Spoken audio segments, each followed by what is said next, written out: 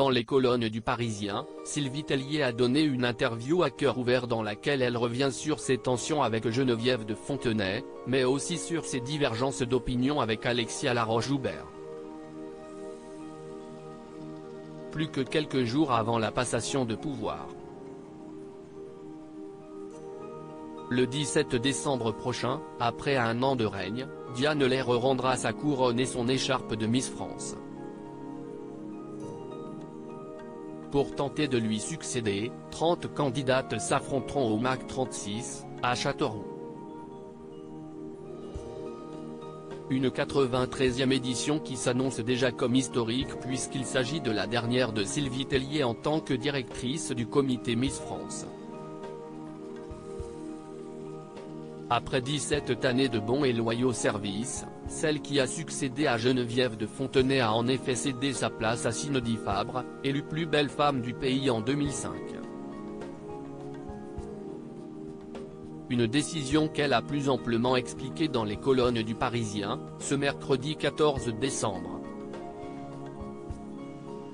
Je n'étais pas d'accord sur le changement des règles, les mères de famille autorisées, tout comme les tatouages, entre autres. Et je me suis pris une claque en début d'année avec la mort de Jean-Pierre Pernaut, y explique la maman de Margot, Oscar et Roméo. Il faisait partie de mon équipe et cela a été mon guide. Il m'a aidé pendant le confinement à trouver des solutions pour maintenir le concours grâce à des vidéos.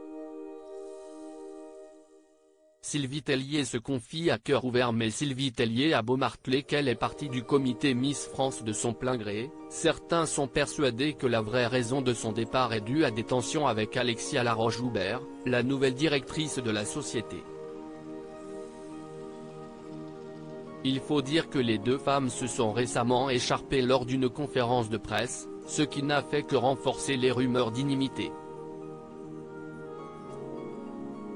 Pourtant, l'épouse de Laurent l'affirme, il s'agissait d'un non-événement.